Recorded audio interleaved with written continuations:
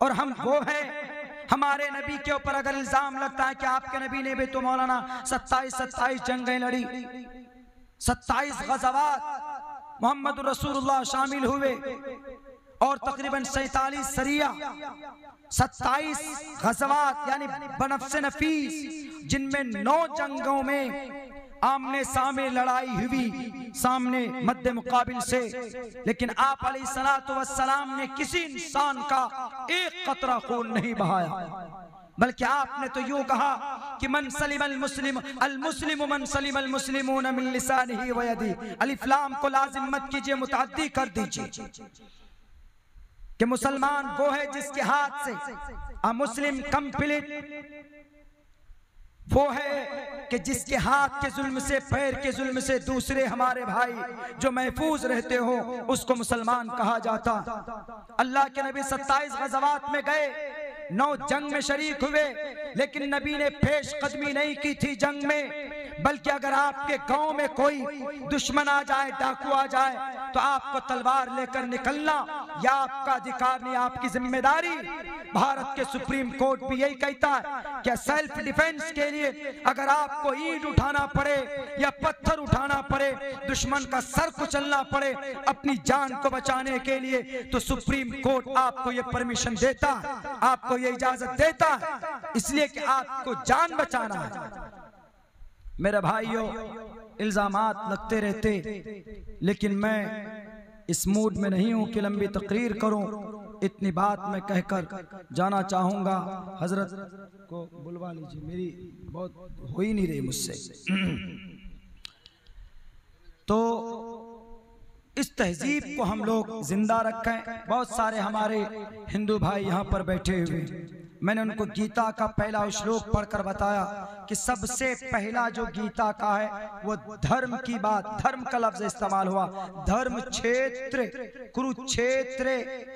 धर्म, एक तरफ धर्म है, एक तरफ जंग है, एक तरफ बैटलफील्ड है, दोनों को बताया गया। लेकिन कोई भी धर्म जंग के लिए उकसाता नहीं है, लेकिन जब जंग दुश्मन से हो जाए तो फिर कोई भी धर्म ये नहीं कहता कि पीछे कदम खींच लो, बल्कि दुश्मन से मुकाबला करो। हमारे जैसे भारत में अगर कोई गालवान घाटी में अगर कोई दुश्मन चाइना वाला हमला करेगा, तो हमारे इस देश के जो प्राइम मिनिस्टर हैं, जो यहाँ का डिफेंस सिस्टम है, उसको चाहिए कि वो उनसे मुकाबला करे।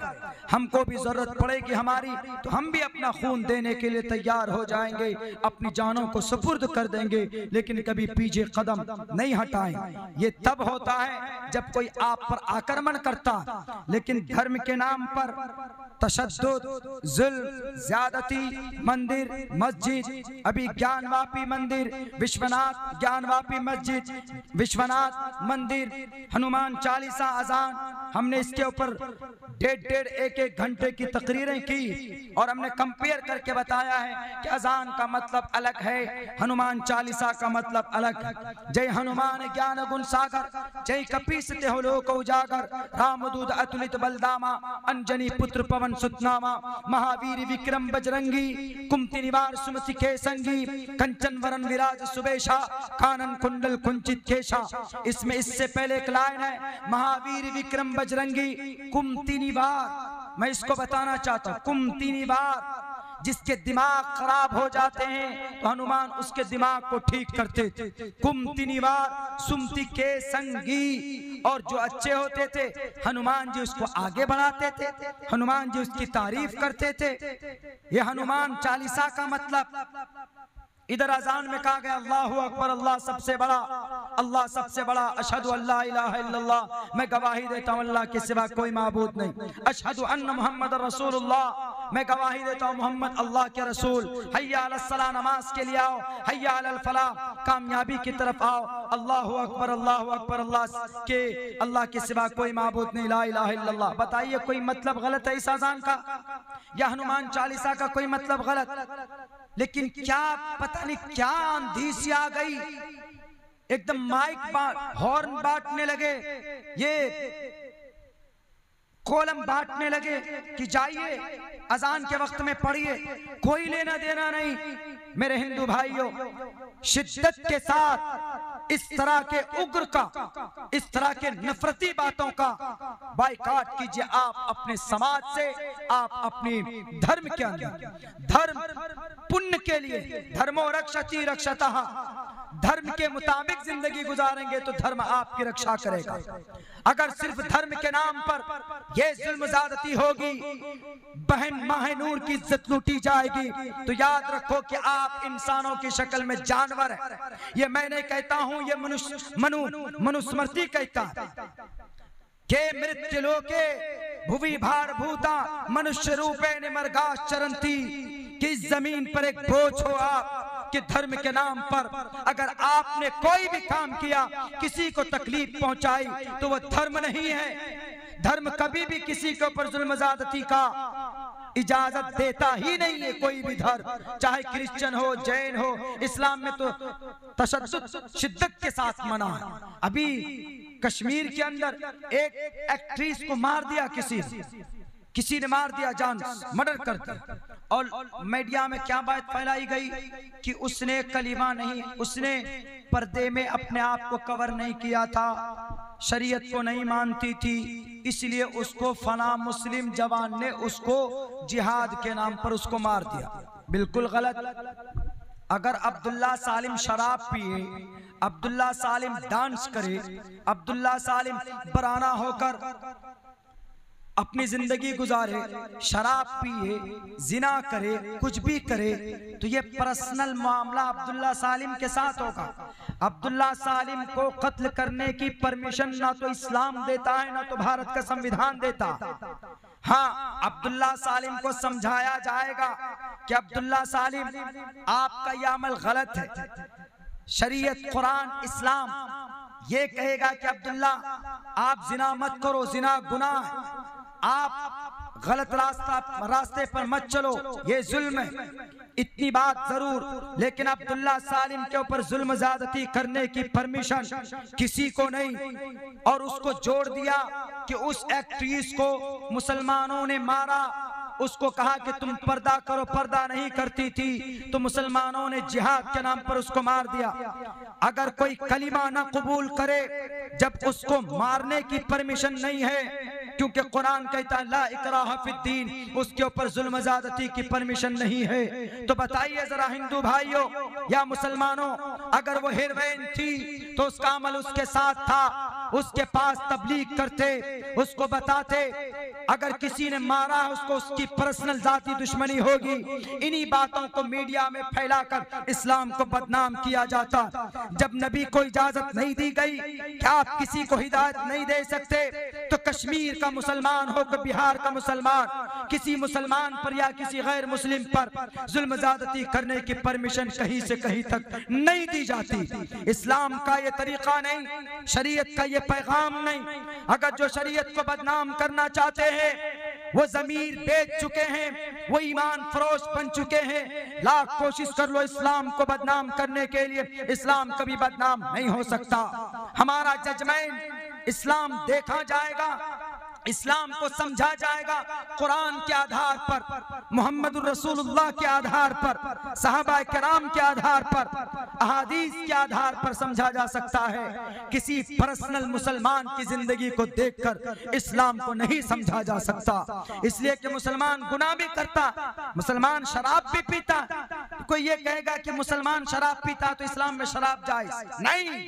कयामत आ सकती है कि शराब की नाजायज होने की जो दलाइल उसको कभी मनसूख नहीं किया जा सकता। मेरे भाइयों, ये छोटी बातें थी जो इस वक्त बोलना मैं जरूरी समझता हूं, क्योंकि हालात ऐसे बना दिए गए इस देश में, और हालात के ऊपर बात करने के लिए बहुत लोग तैयार नहीं होते, लेकिन बोलने की जरूरत है।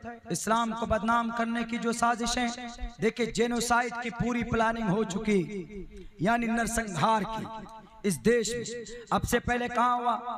म्यांमार में हुआ, बोस्निया में हुआ, इथियोपिया में हुआ, जर्मनी में हुआ नरसंहार, जेनोसाइड।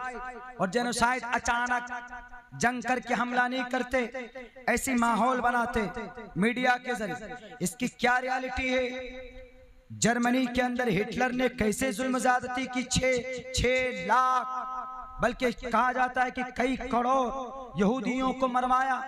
बोस्निया, चेचेनिया, स्पेन, बुखारा, समरकंद, म्यांमार में 40,000 कितने 40,000 गड्ढा खोद दिया जाता है, हाथ पीछे से बांध दिए जाते और फिर उसको धक्का दिया जाता है, पीछे से गोली चलाई जाती और उसको ढेर लगाया जाता है उस गड्ढे में, ऊपर से मिट्टी या पेट्रोल डालकर जला दिया जाता है। कोई पूछने वाला नहीं क्योंकि ताकत उनके पास होती। इस देश में वही तैयारी की जा रही, एक मुतय्यन targeted community that is called in census list Muslim minority. इन मुसलमानों के नरसंहार की कोशिश की जा रही। कभी आपको ईश्वर माफ नहीं करेगा, कभी आपको कृष्ण माफ नहीं करेंगे, कभी आपको विष्णु ब्रह्मा शिव माफ नहीं करेंगे। मरोगे तो मरने के बाद आपसे पूछा जाएगा, कुर्सी इख्तिदार आपके हाथ में, उसके बावजूद भी तुमने उनके ऊपर जुल्म ज्यादती की।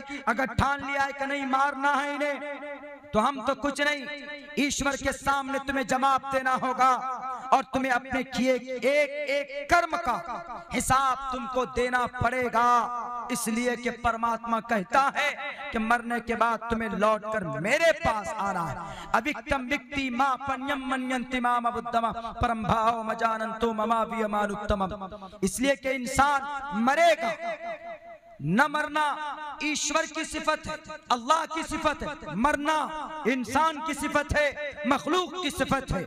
ऑल मस्ट टू डाई, कुल्लु नफ्सिन ज़ाइक़तुल मौत। हर किसी को मरना है, जाना है, अपने किए का हिसाब देना। इसलिए कोई भी गलत कदम उठाने से पहले हमें सोचना चाहिए कि हमारी जिंदगी के अंदर जो अमल हम करते हैं, मरने के बाद इन तमाम चीजों का हमसे सवाल होगा, हम वहां पर कैसे जवाब देंगे। मेरे भाइयों, माजरत खा हूं मैं अराकीन जलसा से, जिम्मेदारान जलसा से।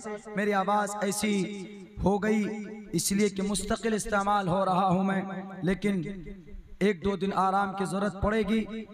लेकिन कौम का दर्द है, हालात हाजरा को सामने लोगों के सामने रखना, समझाना, कानून की तह में आकर के बात करना, ये हमारी जिम्मेदारी, आप सबकी जिम्मेदारी बनती है। आप सबको भी आगे आना है, आप सब भी आगे आइए और इस नफरती माहौल को प्यार और मोहब्बत में बदलने की कोशिश कीजिए। मेरे भाइयों, बहुत बहुत शुक्रिया, जज़ाकल्लाह। अस्सलामु अलैकुम व रहमतुल्लाहि।